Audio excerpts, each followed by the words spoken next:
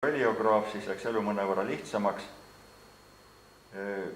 päikeseplekkide mõõtmise koha pealt, sest see oli ka direktori niisugune suur huvi. Ja Genin arvas, et need olid esimesed astrofüüsikaalased tööd Tartus.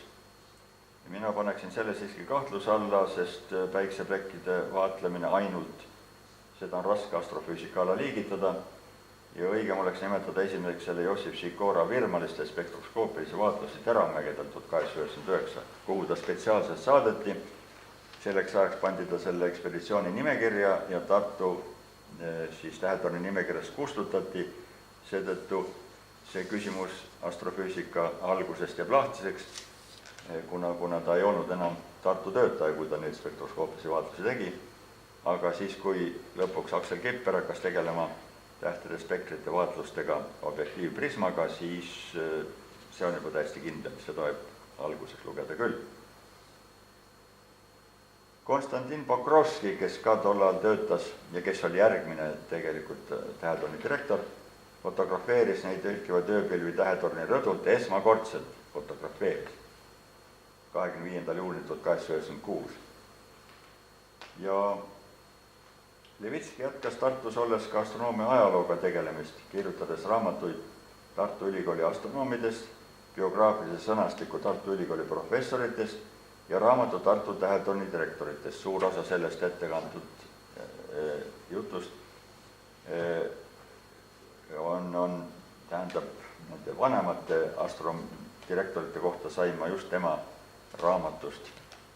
Ma arvan, et äkki see raamatu esikaanne pilt on siin ka olemas, nii nägi ta välja pehmes võites, aga väga sisukas. Seesama Konstantin Pokrovski esines väga huvitavate loengutega astronoomiast, nii et algselt olid nad seal tähetornis ühes klassis ja ka hiljem pidid nad kolima ülikooli aulasse, sellepärast et kuulajaid tekkis väga palju juurde. Ülikoolis luges Levitski üldist astronoomiat, kõrgemat geodeesiat ning praktilise teoreetilise astronoomia kursust. Hiljem olevat märkinud tuntud Eesti seismoloog Eugen Püss, et need Levitski loengud olid kole igavad ja tudengid viilisid kõrvale nii palju, kui nad vähegi jaksasid. Genin kriipsutab alla, et Levitski esines Vene astronoomia seltsi 1896. aasta koosolekul ettepanekuga püstitada Friedrich Georg Wilhelm Struve mälestussammas kas Tartusse või Pulkovasse. Sellest ettepanekust edasi läks veel 70 aastat, enne kui lõpuks Tartu tähetorni ette mälestussammas ka püstitati.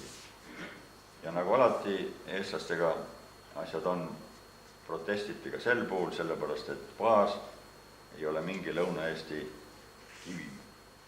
Oleks peanud ranilist tegema. Nii, nüüd te näete seda mälestussammas siin. Järgmine tähetorni direktor oli Konstantin Dorimedontovitš, väga huvitava eesnimega oli tema isa Pokrovski ja ka temaga tegelikult lõppes siis võõrkeelsete direktorite jada, sest Eesti sai iseseisvaks ja tähetorni asus juhatama eestlane Taavet Rootsmäe, kelle nimi muutus Taavet Rootsmäeks David Rootsmanist. Ja enne kui ma päriselt lõpetan, tahan ma tänu avaldada Uljele. Tema abistas mind selle käsikirja koostamisel. Nii. Ja suur tänu teile kuulamise eest. Lõpp oli kaunis järsk, ma ütleks.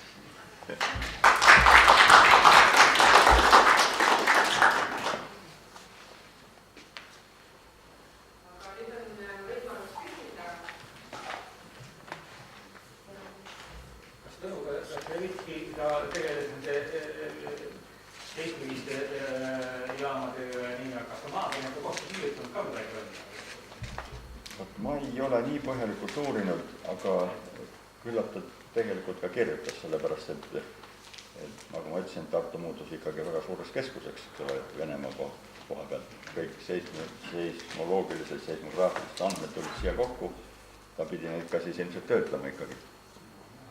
Selles mõttes nagu maa ja taevas vastandlikud kohad ja jah, Tegelikult astronoomi ei olnud, astronoomilisi vaatlusi ta ei teinud üldse, tema Tartus olles kindlasti mitte. Tema oli põhiliselt, tema huvi oli ikkagi seismoloogia. Aga siis astronoomid ikka võtavad ka need oma perre, mitte geofüüsime, näiteks geoloogide seas, aga siis selliseid mehi juba, kes tegelevad maavärinate ja nende registreerimisega juba käima geofüüsikuteks. No jah, tollal vist seda geofüüsikat eraldi sellise nimega ei olnudki üldse, mul tundub. No jah, ütleme, võib-olla tõesti nii väga haljalt ei olnud küll. Jah. Kas nende Balti, Saksa ja Vene professorite eesti keele oskuse kohta ka midagi teada on? No ma ei oskan öelda Struve kohta. Struve, eks ole, oskas saksa keelt, oskas prantsuse keelt, inglise keelt, isegi itaalia keelt natukene. Vene keeles ta oli võimeline kirjutama, aga rääkima mitte. Et Pulkovos oli tegelikult saksa keel oli töökeel. Ja siis, kui ta haigeks jäi, ta oli ka rumalal kombel jäi ta haigeks ja sellest nagu korralikult ei paranedki, ta tuli siia paises ja kaela peale ja küll raviti seda ja vahepeal oli nagu parem ka, aga kui tal oli halvem ja palavikus oli, siis ta sonis ja siis ta rääkis eesti ja läti keeles, nii väidetakse. Kui palju ta rääkis, seda ma ei oska öelda, aga vähemalt ta oli see, ju ta oli ikkagi kuulnud, ta oli ju Sangaste mõisas, eks ole, graafi poegade kasvataja, ta seal ikka muidu läbi ei saanud, kui pidi ka suhtlema selle madalama rahvaga. Ju ta siis õppis ühte kui teist. Võib-olla vandumist, ma arvan. Jah, palun. Mõlemad täna nimetatud suured astronoomid, nii Levitski kui ka see suure Struve pojapoeg ja surid segastel aegadel. Kas on täpsemalt teada, mis eriti Harkovis surnud Struvega lõpus oli? Ta oli ju suhteliselt noor mees tollal, mitte täis 60-ki. Ma pean sulle nüüd vastama niimoodi, et Ludwig Struve juurde ma ei ole veel jõudnud. et ma kahjuks tema kohta ei oska praegu midagi öelda. Aga jah, kindlasti oli selle suure Struvede dünastia üks liige, millest või kellest õieti viimane esindaja oli Otto Struve, kes suri Ameerikas 1963. aastal, olles 2 suure observatooriumi direktor ühe korraga. Nii et Struved olid kanged mehed. Jah. Mul on niisugune küsimus, kas seoses Levitski ja teiste suuremestega, kas nende sugupuud, kas te teate, kas nad näiteks on genis ja kas keegi on neid sinna pannud, on nad seal olemas, seal vahel ma olen kohanud, seal on väga suurte ja vanade inimeste omad olemas, on tehtud neid? Jaa, ma tean kindlasti, teisi ma ei ole uurinud, aga Struve on kindlasti olemas. Levitskit ma ei ole vaadanud, aga igatahes Struvega oli selline lugu, et seal on võimalus kontrollida, kas sa oled ise ka selle mehega seotud kuidagi. Kontrollisin 14 põlve ja palun väga, ma olen seotud oma ema kaudu. See on muidugi täielik niisugune rumalus, eks ole, Aadamast saadik oleme kõik sugulased. Aga see oli huvitav see põlvnemine sealt, kui hakata vaatama, kui ma minuni endani jõudsin, siis oli niimoodi, et alguses olid kõik fonnid, igased grafid ja need Holstein ja kes oli selle Alatskivi mõisa omanik selle kaudu. Ja siis järsku ühel hetkel eelmise sajandi algul või ka üle-eelmise juba peaaegu Paul Vask tuli kõikide fonnid järele. Ilmselt tema abielus siis ühe selle paruni tütrega, tollal läksid juba need asjad nagu lõdvemaks, enam nii täpselt ei vaadatud neid seisuse vahesid. Ja siis eestlaste rida läks edasi. Et see oli ka huvitav jälgida. Aga geeni niimoodi väidab. Nii et jah, Struve kohta ma olen vaadanud, aga teiste kohta ma ei oska öelda. Kas peale Levitskit oli midagi muud ka veel küsida astronoomia määra kohta? palun, kui ma vastata oskan. Enne mul nüüd sel ajal, kui mina veel koolipoiss olin, siis oli astronoomia Tartu esimeses keskkoolis ehk praeguses Treffneri gümnaasiumis kohustuslik õppeaine. Mart, isegi siis, kui mina käisin koolis, oli ka. No ja, kuidas siis praegu astronoomia õpetamisega ja astronoomia käsitlemise pärast, kui enam ei ole, millega seda siis põhjendatakse? Ta on nüüd segatud füüsikaga. Nii et midagi ikkagi neile õpetatakse ja tegelikult paljud Eesti koolid kasutavad seda, et käivad ekskursioonil Teraveres. Nad on seal terve päeva ja siis õpetajatele väga meeldib see, sest nad saavad nagu endale selle päeva, mitte just vabaks, aga enam-vähem teha. Kas ülikoolis ka astronoomiat valmistatakse? Valmistatakse nii, nagu minagi tulin füüsika kaudu. Otseselt astronoomia kateedrit pole enam ammu, vahepeal ta oli isegi natuke, kui siis, enam ei tule nimed ka meelde, oli professoriks, aga kuidas? Riives, just nimelt, aitäh, Uno. Vladimir Riives oli professoriks, aga tema ajal see kateeder ka kadus ja enam teda ei ole. Ta oli teoreetilise füüsika all vahepeal kaua aega, aga nüüd ei ole üldse enam. Nii et Teraver on ikkagi olemas, aga sinna tulevad uued noored tulevad põhiliselt füüsika kaudu.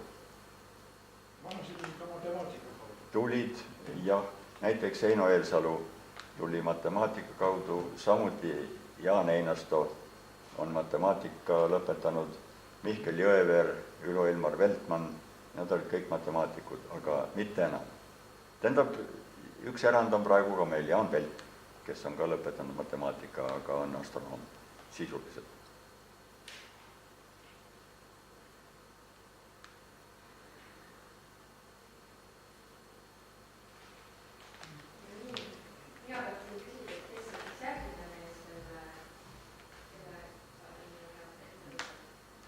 Ma ei tea, ma mõtlesin, et vaata natuke kaugemalt, et Maxwelli huvitab mind väga ja võib-olla tema siis, aga tema jääb nagu kaugele väga.